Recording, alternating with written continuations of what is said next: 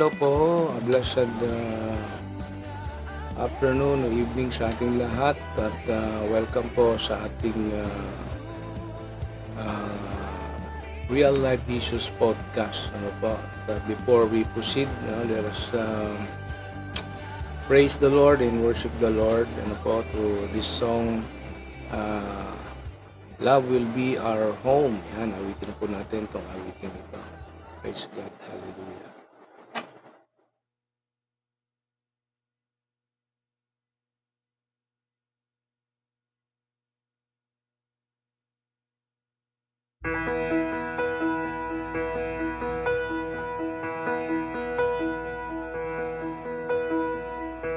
If home is really where the heart is, then home must be a place we all can share. For even with our differences, our hearts are much the same. For where love is, we come together there.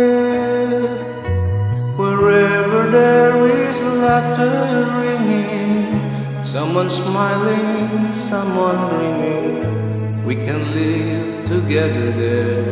'Cause love will be our home. Wherever there are children singing, where a tender heart is beating, we can live together there.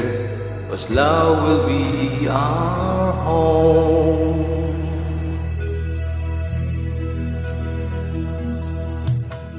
With love, our hearts can be a family, and hope can bring this family face to face. And though we may be far apart, our hearts can be as one. When love brings us together in one place. Wherever there is laughter ringing, someone smiling, someone dreaming, we can live together there. 'Cause love will be our home. Where there are words of kindness spoken, where a vow is never broken, we can live together there. 'Cause love will be our home. Love will be our home. Love will be our home. Love will be our home.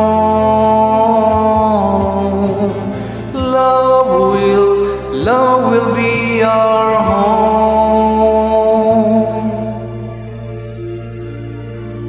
Wherever there is laughter ringing, someone smiling, someone dreaming, we can live together there. 'Cause love will be our home.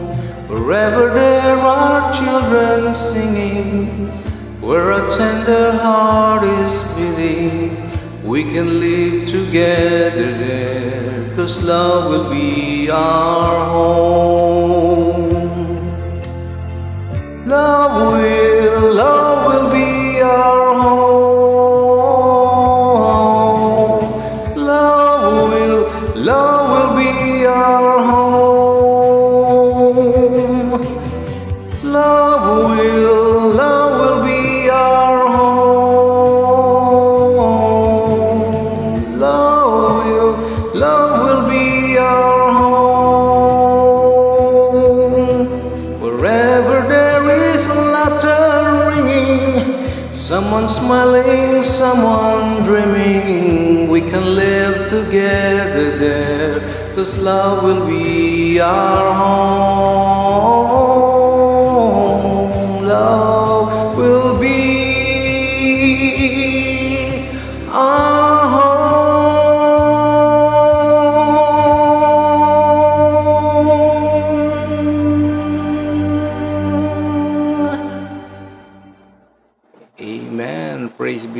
God. Yan po yung awiting Amen, hallelujah.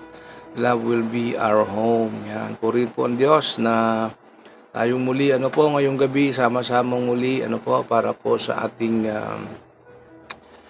real podcast. Alright, so magandang gabi po sa ating lahat at ngayong gabi ay atin pong pag-uusapan ang isa na namang real life issues podcast, Family Matters. Yan, Kaya itong ating pong unang podcast for tonight about Family Matters series ay meron pong title na Love That Lasts at Home. Kaya po yung ating inawit, Love Will Be Our Home. Love That Lasts at Home. Yan po yung ating pag-uusapan ngayon pong gabi. So sa lahat po ng ating viewers and ating mga listeners, hello po. Ang gandang gabi po sa ating lahat. Magandang umaga o good afternoon. Anong oras po tayo?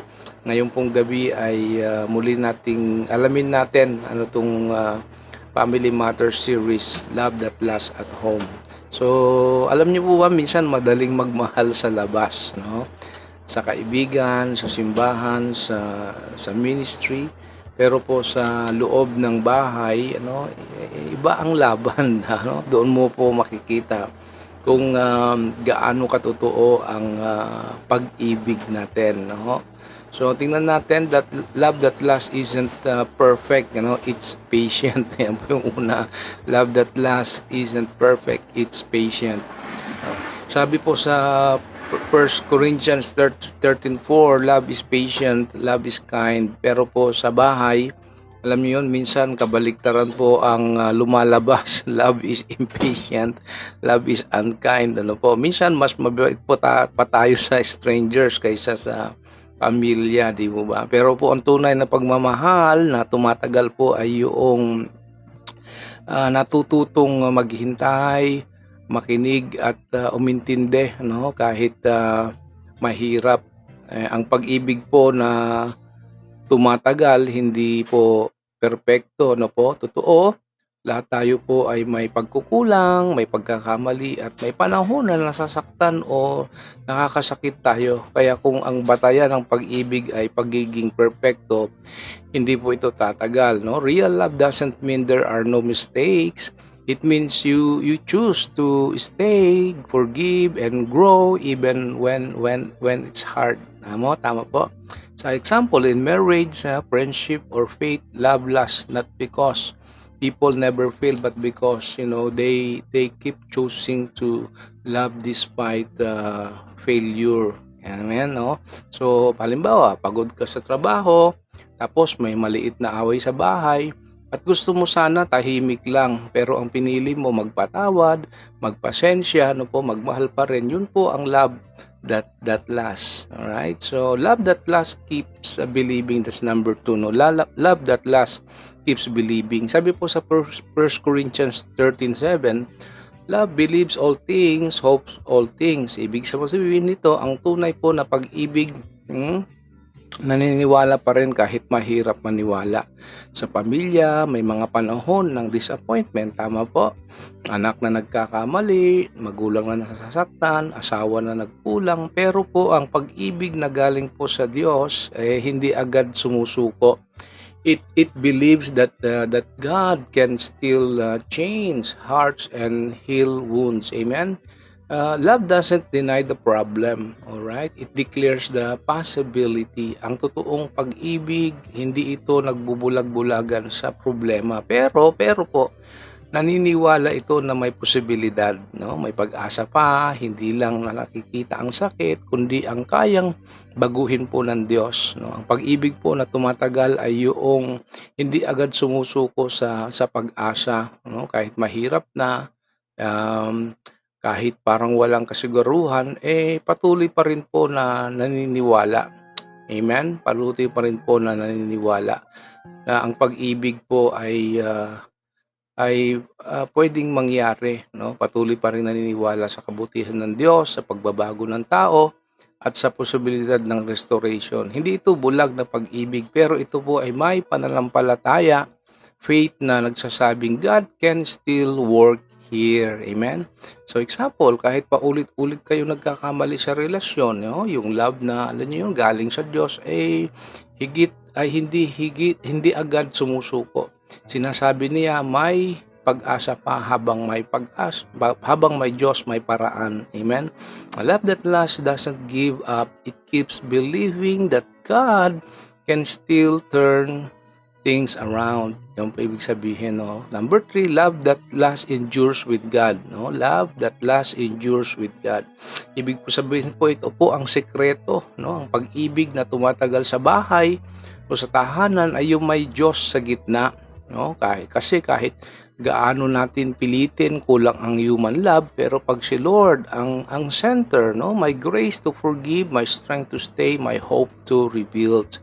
So maybe today may tension sa bahay nyo, maybe you're tired of trying, no? Pero gusto kong ipaalala, the same God who love you through your mess can teach you to love your family through trial. So ang pag-ibig po na tumatagal ay yung hindi lang tumalaban mag-isa, kundi kumakapit kay Lord habang lumalaban, no? Hindi ito perpektong pag-ibig, pero ito po ay matatag dahil kasama po ang Diyos. Kasi totoo, may mga panahon na nakakapagod magmahal, di po ba? Nakakasakit o para gusto mo nang sumuko.